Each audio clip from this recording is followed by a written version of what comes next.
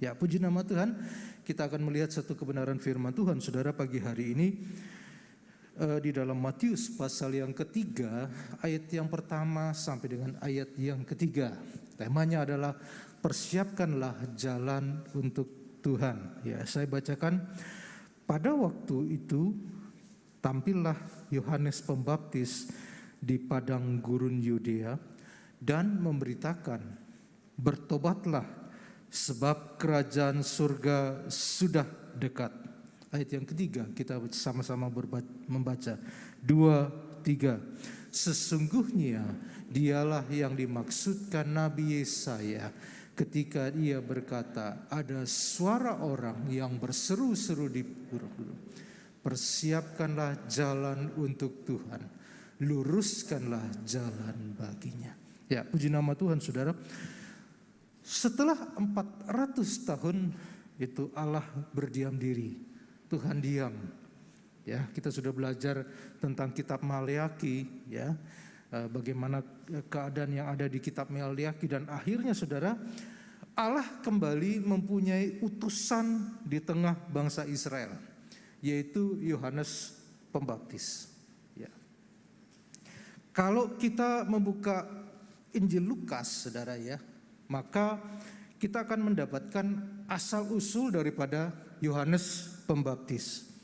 Ini adalah anak daripada Zakaria, ya, seorang imam di bait sucinya Tuhan. Dan kalau kita lihat juga, saudara, ibunya adalah Elisabet. Elisabet ini adalah saudara daripada Maria, ibu Yesus. Ya. Beberapa tafsiran mengatakan ini adalah saudara sepupu, ya, meskipun mereka punya jarak usia yang cukup jauh, saudara, ya. Kalau kita perhatikan Zakaria dan Elisabet ketika dia mempunyai anak, saudara, mereka ada pada usia lanjut, ya. Jadi kemungkinan, saudara, Yohanes Pembaptis ini tidak punya saudara lagi. Kemungkinan dia anak tunggal, ya, sama seperti saya anak tunggal, saudara, ya. Tapi kalau Maria, saudara, sesudah Tuhan Yesus lahir masih ada adik-adik yang dilahirkan sesudah itu, saudara, ya. Saudara bisa lihat nanti di Alkitab juga sudah disebutkan akan hal itu, saudara. Nah, Yohanes Pembaptis ini dikatakan anak anugerah, anak perjanjian, ya. Tadi, saudara, karena didapatkan ketika usia orang tuanya Zakaria dan Elisabet ini dalam keadaan lanjut, ya, dalam keadaan tua.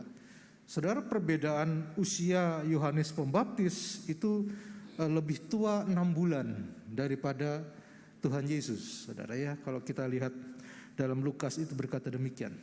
Jadi ketika dia mulai tugas sebagai utusan Tuhan di tengah bangsa Israel, usianya lebih kurang juga 30 tahun. Sama seperti Tuhan Yesus memulaikan tugasnya di muka bumi ini, saudara, yaitu usia 30 tahun. Begitu banyak, kalau saudara lihat pada ayat yang kelima, saudara, ya, begitu banyak dikatakan penduduk dari Yerusalem, dari seluruh tanah Yudea dan dari seluruh daerah di sekitar Yordan yang datang mengaku dosa dan kemudian dibaptis oleh Yohanes di sungai Yordan. Jadi, saudara, mereka ini, ya, yang mendengar seruan daripada Yohanes dan mempersiapkan untuk jalan Tuhan. Mempersiapkan, saudara, untuk kedatangan Mesias, yaitu juru selamat. Ya. Bahkan, saudara, orang-orang yang disebut keturunan ular beludak. Ya, ular beludak itu salah satu jenis ular berbisa, saudara. Pada ayat yang ke-7 itu orang-orang Farisi, orang-orang Saduki itu turut juga dibaptis. Ya. Tuhan Yesus, saudara, pernah menggunakan istilah ular beludak untuk golongan yang sama. Kalau saudara perhatikan di dalam Matius pasal 23 ayat 33, ya. Hai kamu ular-ular, ya. Hai kamu keturunan ular beludak, bagaimanakah mungkin kamu dapat meluputkan diri dari hukuman neraka? Ya, saudara, kalau saudara perhatikan ini satu teguran yang cukup keras, dan pada ayat-ayat sebelumnya saudara, julukan ini ditujukan, kalau saudara perhatikan nanti belajar di rumah saudara, ayat sebelumnya ayat 30 dan seterusnya saudara ke atas, ini adalah orang-orang yang disebut orang-orang Farisi, orang ahli-ahli Taurat. Ya. Kalau saudara balik lagi saudara pada pasal 22 ya, ayat sebelumnya lagi, ini julukan yang untuk orang-orang Saduki, ya. Jadi lebih kurang sama saudara, apa yang kita lihat, apa yang dikatakan Yohanes dengan apa yang dikatakan oleh Tuhan Yesus. Mengapa kok nampaknya ya, baik Tuhan Yesus maupun Yohanes Pembaptis ini tidak menyukai golongan ini saudara. Ini digambarkan sebagai orang-orang yang jahat. Dalam bahasa Indonesia masa kini itu terjemahannya orang-orang jahat. Ular berbisa, ular beludak. Ya. Ya. Saudara, mari kita belajar sedikit sejarah. Ya. Kita perjelas siapa sih sebenarnya ahli Taurat, orang Farisi, orang Saduki. Ya. Yang pertama saudara, ahli Taurat. Ahli Taurat itu apa saudara? Ahli Taurat itu adalah sekelompok orang-orang yang ahli dalam menyelidiki Taurat Tuhan, ya, dan menyusunnya menjadi satu ketetapan dan aturan yang harus dipatuhi. Ya, jadi saudara perhatikan definisi ini, ya, ini orang-orang hebat sebenarnya, ahli-ahli pemikir saudara, teolog-teolog yang ada pada waktu itu. Jadi saudara, selain dia meneliti, dia mengajar kitab Taurat, mereka juga membuat tafsiran dan aturan-aturan tambahan yang disebut dengan halak. H-A-L-A-K-H, halak. Ya, halak ini saudara, dia lisan maupun tulisan. Jadi ada kitab-kitab yang mendukung kitab Taurat. Ya, kalau di luar saudara kita ada yang namanya hadis, ya. Nah, ini di dalam kaum Yahudi pun saudara ada kitab tambahan ini saudara.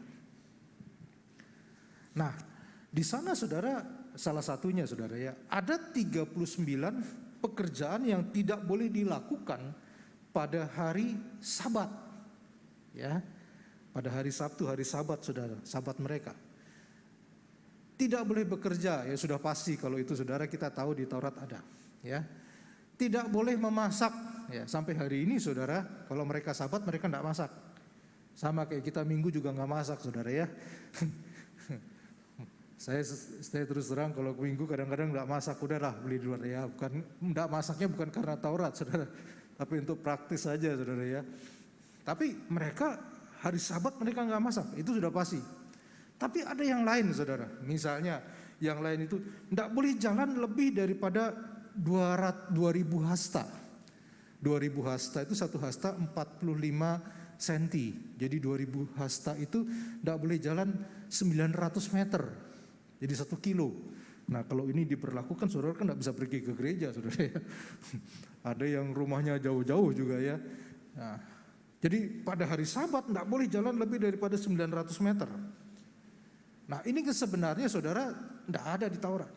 Yang ada adalah ini peraturan yang dibuat atau diperintahkan oleh Yosua. Kalau saudara lihat dalam Yosua pasal 3 ayat yang keempat. Hanya antara kamu dan tabut itu harus ada jarak kira-kira 2000 hasta panjangnya. Jangan mendekatinya. Maksudnya supaya kamu mengetahui jalan yang harus kamu tempuh. Sebab jalan itu belum pernah kamu lalui dahulu. Ya. Jadi aturan ini dibuat sebenarnya agar bangsa Israel saudara menjaga jarak antara tabut perjanjian yang berada di depannya. Ya. Jadi ketika pertama kali mereka memasuki tanah Kanaan, jadi harus ada jarak antara tabut itu dan mereka. Ya, supaya lebih teratur seperti itu karena mereka belum pernah sebelumnya masuk saudara. Ya. Tanah Kanaan, jadi itu harus ada. Tapi saudara ini tidak diterapkan mereka pada hari Sabat. Ya. Kemudian saudara oleh para ahli Taurat ini aturan ini dipakai untuk hari Sabat. Ya. Serta banyak aturan lain yang memberatkan, yang menyulitkan yang dibuat oleh ahli-ahli Taurat itu. Di samping itu saudara, ahli Taurat ini menempati satu tingkat istimewa terpandang dalam kalangan bangsa Israel. Mereka menjadi juru penjaga agar saudara faham Yudaisme. Yudaisme ini pahamnya orang-orang Yahudi yang ada pada waktu itu saudara tetap murni, ya, tidak dirubah oleh siapapun. Jadi tidak boleh sembarangan orang luar masuk kemudian kepengen menjadi ikut faham ini. Tidak bisa bagi mereka. Ya, harus orang Yahudi. Ini Allahnya orang Yahudi. Yang lain nggak boleh. Jadi mereka harus jaga sedemikian rupa kemurniannya. Mereka juga jadi juru penerang atau penasehat. Ya, kalau saudara lihat salah satunya penasehat di kerajaan Herodes. Di dalam Matius pasal 2 ayat yang keempat, ya, Raja Herodes saudara mengumpulkan semua imam-imam kepala ahli Taurat untuk meminta keterangan tentang di mana Mesias atau Yesus itu dilahirkan. Ya, karena mereka ahli-ahli kitab, mereka buka. Ya, ini jadi penasehat, jadi penerang, juru penerang. Ya, ini sekilas tentang ahli Taurat. Nah, orang Farisi yang kedua, saudara, kita lihat orang Farisi. Orang Farisi ini adalah kelompok yang berpegang teguh dan melakukan dengan patuh hukum Taurat serta aturan-aturan yang dibuat oleh para ahli Taurat. Ya.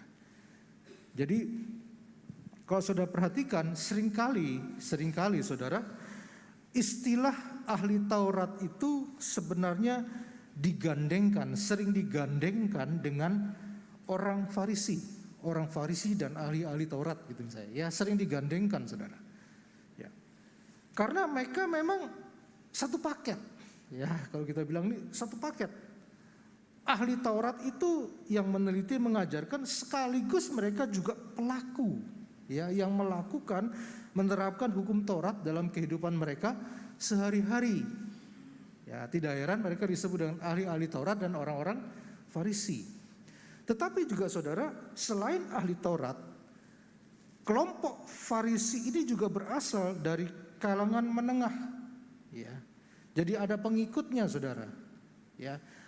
Ini kalangan para tukang, ya, kaum pedagang, ya, mereka mempunyai pengaruh yang sangat besar di antara saudara para petani dan nelayan. Selalu perhatikan ya di sana kita sudah lihat tadi yang awal yang pakai baju hitam itu ahli Taurat, ya. Nah, di sampingnya saudara itu orang-orang Farisi. Jadi ahli Taurat itu ya juga orang Farisi, tetapi ada juga misalnya pedagang dan sebagainya saudara. Jadi mereka punya pengaruh yang sangat besar waktu itu. Ya, yang di bawah itu orang-orang jelata, ya, rakyat jelata. Kelihatan sekali saudara perbedaannya. Kalau kita lihat di bawahnya itu saudara banyak rumbai-rumbai gitu ya. Bajunya berbeda sekali saudara dengan rakyat lainnya. Karena rakyat sangat mempercayai mereka, jadi orang Farisi ini saudara banyak diangkat untuk menduduki jabatan-jabatan penting dalam pemerintahan. Termasuk menjadi Sanhedrin. Kalau saudara baca ada yang namanya Sanhedrin. Sanhedrin itu adalah anggota DPR. Kalau kita bilang sekarang, anggota Senat, ya, anggota DPR itu Sanhedrin. Jadi orang-orang Farisi ini saudara jadi anggota DPR karena mereka adalah orang-orang terhormat. Farisi ini berasal dari kata pares dalam bahasa Ibrani atau paras dalam bahasa Yunani, yang berarti saudara disisihkan atau diasingkan atau dipisahkan. Ya. Jadi kelompok ini saudara memang eksklusif, ya, ingin dilihat berbeda. Orang-orang yang memisahkan diri, yaitu mereka menghindari segala hubungan dengan dunia kejahatan. Nah, itu baik sebenarnya saudara ya, dan berusaha menaati hukum lisan maupun tulisan secara mutlak, sampai kepada hal-hal yang sekecil-kecilnya saudara. Ya, kalau kita biasa bilang ahli-ahli Taurat tuh kadang-kadang Farisi ini kadang-kadang kurang kerjaan gitu ya. Tapi ya itu yang ada karena mereka buat hukum itu sendiri, saudara. Contohnya saudara, tukang jahit ya. Ya di sini ada tukang jahit, ada beberapa tukang jahit saudara ya. Sekarang bukan istilahnya tukang jahit ya, apalah saya lupa namanya, tapi pokoknya keren dah sekarang istilahnya saudara ya. Ya pokoknya keren dah sekarang istilahnya ya. Nah zaman itu saudara menjahit itu masih manual ya, disulam, mungkin belum banyak alat ya, jadi manual disulam. Jadi misalnya besok hari Sabat saudara ya, malam ini saudara tukang jahit biasanya kalau mereka pergi kemana-mana atau mereka mereka bawa jarum atau benang saudara, kantongin di kantongnya mereka ya. Tapi saudara malam sebelum hari Sabat itu mereka sudah harus keluarkan saudara, tidak boleh, aturan itu tidak boleh ada jarum, tidak boleh ada benang ya di baju mereka, di kantong mereka ya. Itu harus mereka lakukan ya. Memisahkan diri, dan terlihat saudara tadi kalau coba gambar sebelumnya, gambar yang tadi itu coba diperlihatkan kembali. Nah itu ya saudara lihat mereka ini sangat eksklusif ya. Nah, di bajunya saja saudara aksesorisnya banyak ya. Suka disanjung, dihormati, sebab itu mereka sombong secara rohani. Meskipun saudara orang-orang Farisi ini punya pengaruh yang besar, tapi di zaman Tuhan Yesus jumlah mereka sudah tidak terlalu banyak ya. Tidak terlalu banyak. Ada seorang sejarawan yang bernama Flavius Josephus, itu orang Romawi. Dia lahir saudara pada tahun 37 Masehi ya. Dan dia menuliskan saudara sejarah Yahudi pada abad pertama. Jadi ini ada saksinya saudara ya. Ini ada saksinya. Datanya terbilang akurat ya, karena dia ada juga pada saat kehadiran pelayanan penginjilan yang ada pada waktu itu. Dan Josephus ini saudara menulis jumlah orang Farisi dan ahli Taurat di zaman Yesus itu hanya sekitar 6.000 orang saja ya. Karena itu saudara, mereka jadi gemetar melihat bagaimana kemampuan Tuhan Yesus itu mengumpulkan orang ya. Jumlah mereka mulai berkurang, hanya 6.000. Tuhan Yesus mengumpulkan orang. Kalau firman Tuhan katakan ada 4.000 atau 5.000, itu laki-laki saja. Satu orang loh bisa mengumpulkan segitu banyak, punya pengaruh yang hebat ya. Itu sebabnya orang-orang Farisi ini kemudian gemetar melihat bagaimana kehebatan Tuhan Yesus ya. Yang ketiga saudara, Saduki ya. Nah, disebutkan tadi di awal pada Matius pasal 3 ayat 3 ada orang Saduki, ayat yang ke 7 ya, dari Matius pasal 3. Ada orang Saduki. Nah orang Saduki ini adalah kalau kita lihat kelompok orang yang hanya menerima Taurat Musa secara tertulis, dan setiap pengajaran lain yang tidak didasarkan pada firman Tuhan yang tertulis mereka tolak dengan keras ya. Jadi mereka hanya percaya atau mereka hanya mempelajari saudara 5 kitab awal ya, dari perjanjian lama ya, Kejadian, Keluaran, Imamat, Bilangan, Ulangan, yaitu kitab Torah, kitab Taurat. Nah itu mereka hanya pegang itu. Orang Saduki ini saudara menganggap orang Farisi ini pengkhianat fondasi Yahudi ya. Pokoknya yang penting sebenarnya Taurat Musa Tidak boleh ditambah embel-embel aturan-aturan lain seperti yang dibuat oleh ahli-ahli Taurat orang Farisi. Tidak boleh itu. Ya. Nah itu orang Saduki, saudara. Di dalam Alkitab, ya, kalau kita lihat Farisi ini seringkali disebutkan bersamaan dengan kaum Saduki. Ya, jadi orang Saduki tadi, saudara, engkau yang ular beludak itu, saudara, ya, Farisi dan Saduki disebutkan, ya. Nah, sering disebutkan sama, saudara, mereka. Tapi, saudara, kenyataannya kedua golongan ini sebenarnya pada waktu itu dalam sejarahnya mereka terpisah. Mereka punya pandangan yang saling bertentangan. Hampir dalam segala hal, saudara, mereka tuh sebenarnya bertentangan. Mereka cuma jadi satu ketika penyaliban Yesus. Ya, Yesus dihukum tuh mereka bergabung sama-sama di sana. Tapi dalam kehidupan sehari sebenarnya mereka berseberangan. Nah, orang Saduki ini hanya mempunyai kelompok kecil. Mereka hanya sedikit. Tapi pengaruhnya sangat besar.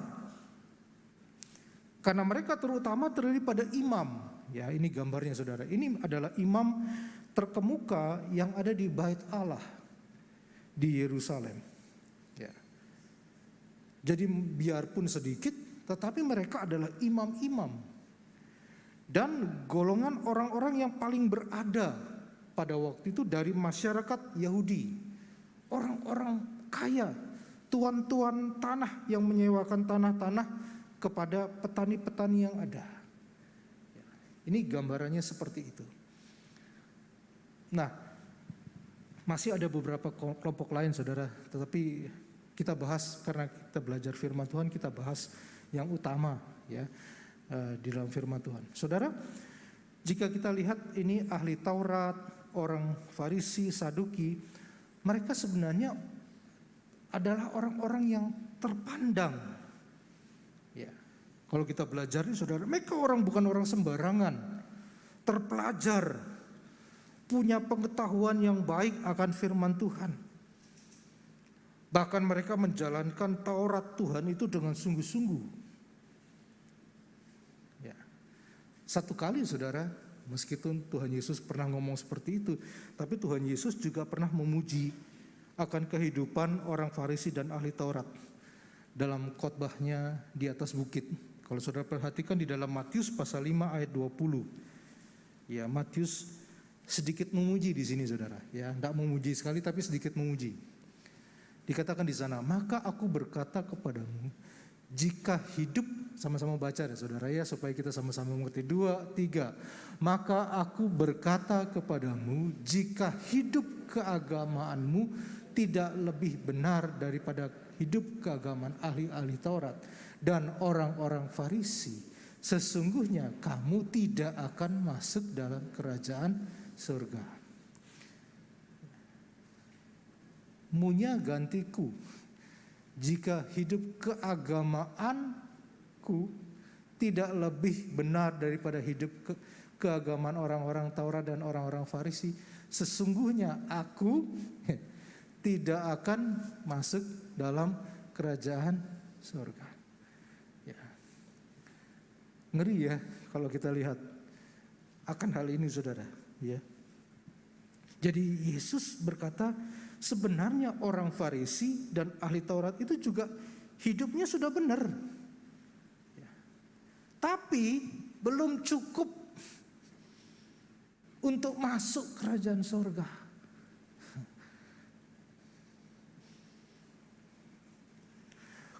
Kualitas keagamaan, kualitas orang percaya, orang Kristen itu harus melebihi orang Farisi, ahli Taurat. Karena saudara, di satu sisi nampaknya mereka orang-orang benar, sungguh-sungguh. Tapi di sisi lain, saudara, mereka sombong. Orang yang hidupnya, saudara, penuh dengan kemunafikan dan kepura-puraan. Mari kita lihat lagi beberapa ayat, saudara, di dalam Matius pasal 23 ayat 24. Hai kamu pemimpin-pemimpin buta. Ya tadi saya sudah sampaikan, mereka itu pemimpin-pemimpin, pejabat-pejabat, imam-imam. Ya. Hai kamu pemimpin-pemimpin buta. Nyamuk kamu tapiskan dari dalam minumanmu. Tetapi unta yang di dalamnya kamu telan. Ya. Kalau saya bilang Tuhan Yesus ini nyindir, tapi kocak juga Tuhan Yesus ini. Ya. Lucu nih Tuhan Yesus kadang-kadang kalau nyindir orang, saudara ya. Tapi itulah yang ada, saudara. Ayat 25, saudara. Celakalah kamu, hai ahli-ahli Taurat dan orang-orang Farisi. Hai kamu orang-orang munafik, sebab cawan dan pinggang kamu bersihkan di sebelah luarnya, tetapi sebelah dalamnya penuh rampasan dan kerakusan. Ayat 26, hai orang Farisi yang buta, ya, bersihkanlah dahulu sebelah dalam cawan itu, maka sebelah luarnya juga akan bersih. Oh, ternyata ya, kelihatannya bagus, benar dari luar. Ya. Kalau saya mau tanya, banyak nggak tipikal orang Kristen yang seperti ini, saudara? Banyak. Ya. Tetapi dalam hatinya dikatakan penuh kesombongan, kemunafikan, kepura-puraan, bahkan kejahatan. Farisi ini kalau berdoa, saudara, Tuhan, ya, bagus doanya, saudara, aku mengucap syukur kepadamu Tuhan. Ya. Tapi embel-embelnya, karena aku tidak sama seperti orang lain. Bukan dia Tuhan perampok, bukan bezina Tuhan, bukan orang lalim Tuhan, bukan pemungut cukai. Aku ini 2 kali seminggu berpuasa Tuhan. Wah, semuanya saudara keluar. Ya. Tapi dalam hatinya penuh kejahatan. Merekalah yang akhirnya saudara membuat Yohanes Pembaptis tertangkap dan dipenggal, saudara, kepalanya di depan Herodes. Mereka juga, saudara, menjadi pelopor penangkapan daripada Yesus. Ya, kalau kita baca, saudara. Tetapi kemudian yang memegang peranan penting dalam pengadilan terakhir, saudara, ya di depan Pilatus dan sebagainya, itu orang-orang Saduki, ya, imam-imam bait suci, imam-imam besar, saudara. Ya, meskipun saya bilang tadi, di dalam kehidupan sehari-hari sebenarnya mereka bertentangan, tetapi ketika mereka mau menyalibkan Yesus, mereka bersatu, saudara. Kita belajar ini, saudara, ya, gak mudah, ya, ketika kita sudah tahu lebih dalam lagi firman Tuhan. Ya. Mari, saudara, biar luar dan dalam kita ini sama, amin, ya, supaya kita tidak cuma dilihat orang di sebelah kita, satu gereja kita, tetangga kita, enggak. Tapi biar Tuhan juga lihat dalam hati kita. Jadi luar dalam kita ini sama. Sama-sama bersih di hadapan Tuhan. Ini adalah persiapan kita yang terbaik sebelum kedatangan Tuhan kali yang kedua. Kalau dulu, saudara, Tuhan kirim utusan, ya, Yohanes Pembaptis, mereka bunuh. Ya. Sekarang, saudara, Tuhan sudah memberikan firman bagi kita, ya, untuk mempersiapkan jalan Tuhan. Ini firman saudara pelajari setiap hari. Untuk apa, saudara? Untuk saudara siap, untuk saudara berjaga-jaga. Sudah tidak ada lagi zamannya kayak dulu, saudara, kita santai-santai. Ya. Terus terang sebagai hamba Tuhan, saudara, di akhir zaman beda rasanya, saudara, dengan 20 tahun ketika saya pertama kali khotbah, saudara. Ya. Aduh, rasanya sekarang ini berat, saudara. Ya. Tidak mudah, saudara, untuk menyampaikan. Ya. Tapi ini adalah pesan Tuhan. kepada kita. Dan lebih lagi saudara, Tuhan kirimkan kita Roh Kudus untuk menuntun, untuk menolong kita.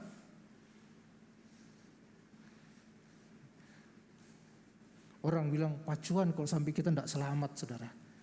Keterlaluan kalau kita sampai tidak selamat. Ya. Firman Tuhan sudah ada, Roh Kudus sudah ada nuntun kita saudara. Tinggal kita yang harus punya kepekaan. Amin saudara. Untuk sungguh-sungguh. Ya. Tinggal kita yang punya kepekaan untuk bisa dengarkan suara Tuhan. Sehingga kita saudara tidak dibutakan dengan ilah-ilah zaman ini. Ya. Ilah-ilah zaman ini itu banyak saudara. Tuhan Yesus katakan tentang harta, tentang kekayaan, tentang kedudukan dan sebagainya saudara. Tidak cuma agama saja saudara, tetap banyak hal yang bisa membelokkan hati kita. Itu ilah saudara. Nah itu kita harus pertahankan sekarang saudara. Dengan apa? Dengan firman Tuhan. Dengan Roh Kudus. Izinkan dia menuntun setiap hari perjalanan kehidupan kita. Jadi kita sudah siap. Tuhan Yesus mau datang kapan? Orang mau ribut bagaimana? Tidak urusan. Sebagai anak Tuhan kita sudah siap. Amin. Ya, demikian firman Tuhan. Kita nyanyikan satu pujian kepada Tuhan.